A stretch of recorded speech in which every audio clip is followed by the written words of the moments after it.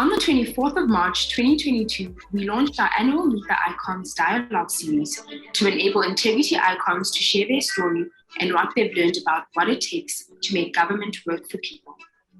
Through Meet the Icon, people, government workers, community activists, media and researchers can learn from these public service heroes about what they are doing to build a capable state. In the first installment of Meet the Icons, we will bring focus to integrity icons working in public schools and the strategies they employ in creating safe and enabling spaces to keep young people in schools and improve their performance. We will introduce 2021 integrity icons, Principal Ndedi Mtengwana from Solomon Mahlangu High School in KwaNobuhle Township in the Eastern Cape, and Teacher Joyce Buthelezi from Bernard Muzeki Primary School in Richmond, KwaZulu-Natal. The Meet the Icons dialogue will be live streamed on Zoom, Facebook, and YouTube. For more information, visit accountabilitylab.org. Great. SJ, over to you. Well, thank you. Thank you everyone for joining us today at our first of the Meet the Icons series for 2022.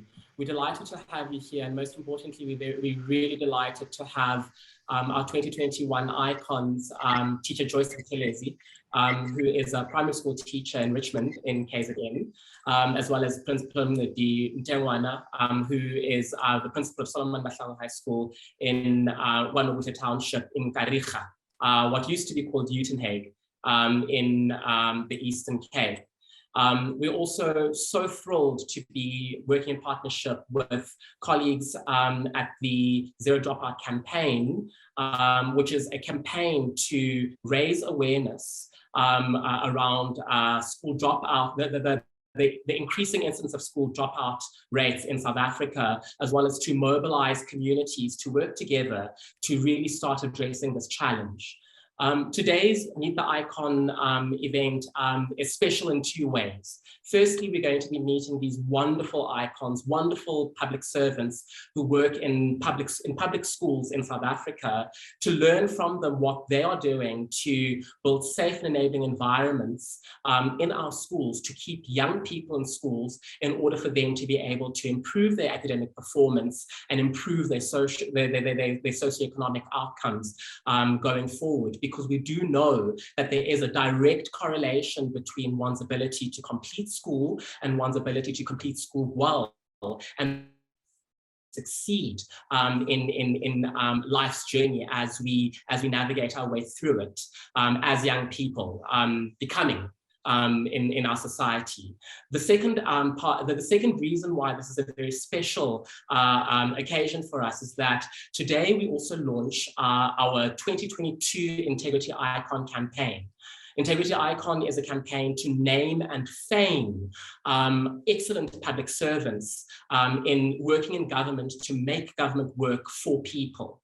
I think that amidst all of the challenges that we are facing as a society, all of the difficulties that the incidence of corruption, maladministration, and the weakening of our public sector, we're all experiencing a great deal of distress around what is going to become of us in our society and what will our futures look like going forward if our government and our public service cannot work for us. But the significant thing for us, and this is why, and this is the particular approach that we like to take, being the Accountability Lab in South Africa, is that we do still need to recognize people who are working in our public service. These are rank and file public servants who are doing extraordinary work, holding our public service together, making it work for people under extraordinary difficulty. And it's if we can identify people such as these, rally around them, name and fame them by lifting them up and saying, these are the kinds of people who we need and want in our public service to make it work for us, then we can start generating the kind of momentum that we need to build a whole of society approach in South Africa to make the public service work, to build social and public sector accountability, where all of us hold hands and work together to make things work for ourselves. people like Teacher Joyce and Principal Mngadi are perfect examples of these kinds of people, these rank and file public servants who are going over and above the call of duty to make society work, to make the public service work for society. And we are really delighted to have them here for this conversation, which will be led by Noel Mansfield, who leads the Zero Dropout campaign. And then we'll also be hearing a little bit from yourselves as well, as our participants, around what you would like to learn and what your contributions are around what it is that we can do to build safe and enabling environments for young people to stay in and complete school so that their futures can be all the more brighter. So thank you for joining us. Mil, over to you. Hey, that was such a lovely, lovely introduction. And I'm starting to feel just even a little bit emotional thinking about how wonderful it is to find public servants, particularly in the basic education system, particularly in schools, who are working so incredibly hard to keep learners on track. I personally can tell you about champion teachers in my life who are the reason that I have managed to make a success of my life. And so I'm very honored to be able to lead the conversation with you today. And I would like to invite our audience. We have people on Facebook, on a different platform, and those that are with us on Zoom this evening. If you are on social media, I'm posting into our chat right now some of the hashtags that you can use to post about this conversation, but also to join us in the discussion this evening and post your questions and your comments as we go through the conversation with Principal Mtingwana and Ms. Buthelezi, and share your thoughts, because we really do want to hear from you and learn together in the space this evening. So without any further ado, I know that we're not here to listen to me, we are here to listen to our two integrity icons this evening. And so I'm going to introduce first Principal Mtingwana. Esther has already said that you're from Solomon Mahlangu School, and we'd love to hear if you can describe to us what your school environment is like, what your community is like, where are you working, what is the context like in which you are working. Welcome and good evening. Good evening, ma'am. Thanks so much. Good evening to everyone. I'm coming from a school called Solomon Mahlangu in Yudnik, which we call Yudnik then, but now it's called Kariakha. The school has a culture, a winning culture, coming from a school which has a winning culture, both in curricula as well as in sport. We have this culture at school. We work quietly in our own yard. And then when we go out and celebrate, we go all out so that everyone can see that we have achieved something, both in sport as well in curricula, because we were a performing school, we are getting good results through the support of all stakeholders, the parents, and also the Department of Education, SGB, and the teachers putting their effort, and the learners also. I'm coming from a school which strive towards making learners to have a better future each and every day. I'm coming from a school that we call a brand. We have branded the school and we are moving towards the branding each and every one of us. It's one thing to brand the school and the school performs well and the school is getting all the achievements. But at the end of the day, we need to brand each one of us, the learners, and the teachers also, and the parents, so that when we go out, we are becoming also the better citizens. I'm coming from a school that has a culture where when we start at 8 o'clock for curriculum, at 6 p.m. in the evening, you can still find learners. We break at 2:30, but learners will not just leave like that. You'll find the school is still full by 3 o'clock and even 4 o'clock. Some are playing a sport, some are also busy with curriculum, teaching, and also studying.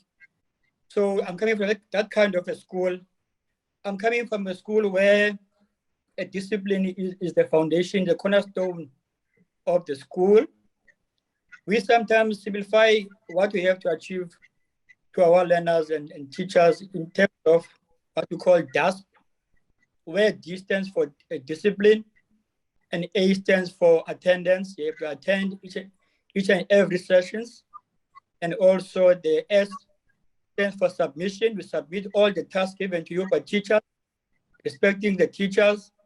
And then P, performance. At the end of the day, we have to perform, whether on the field, on the cultural activities, as well as on the subjects. The community that surrounds the school still believes in to the fact that education is the solution to everything.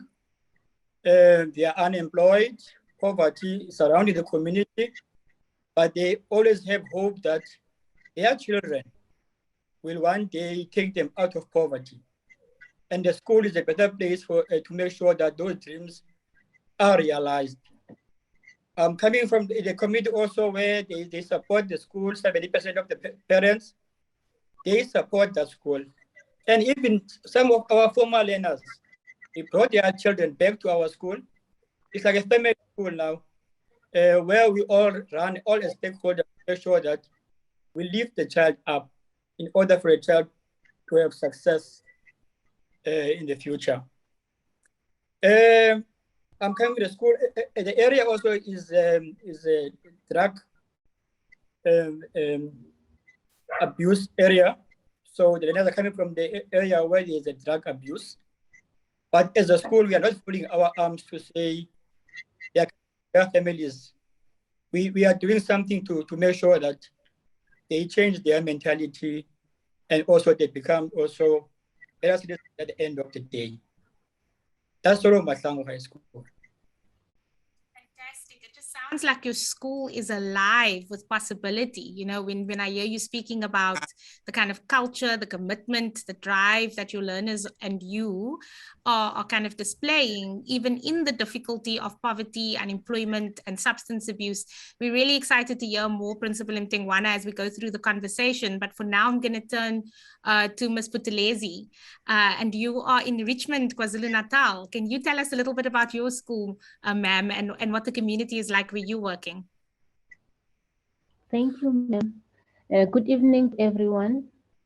I'm coming from Bernard Mizeki Primary School, which is situated in Richmond, which is a small village, 45 kilometers away from the city, Pietermaritzburg.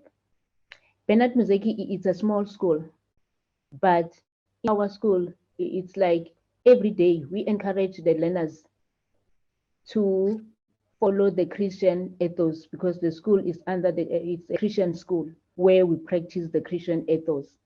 And in our school, we encourage the learners to pray, to respect God, and believe in God. This is our daily lives. And also in our school, we motivate learners to love one another and care for one another and be kind to one another.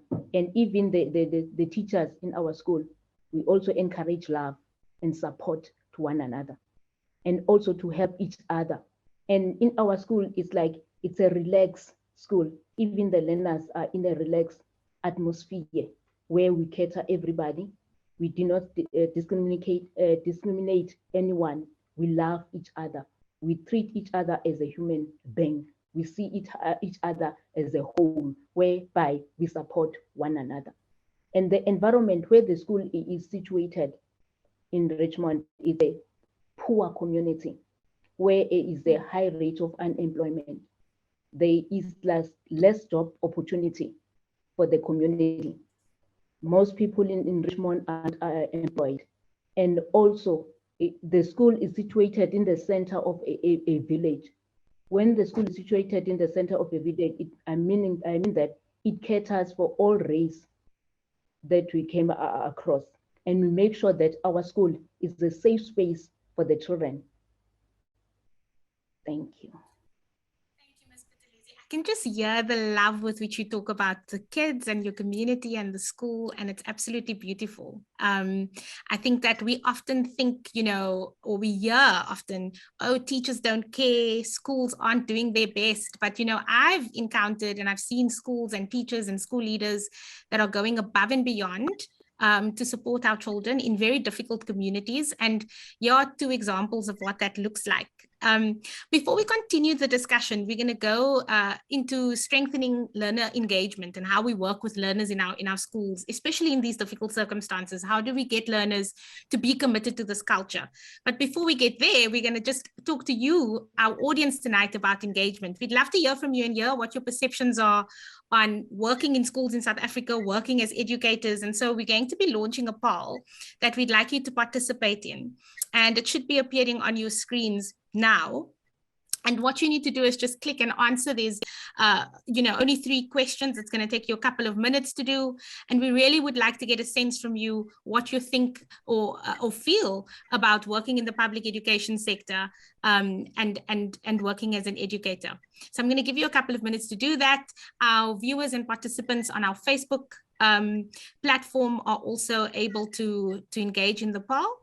And I can see responses coming in as I'm talking, and they're looking quite interesting.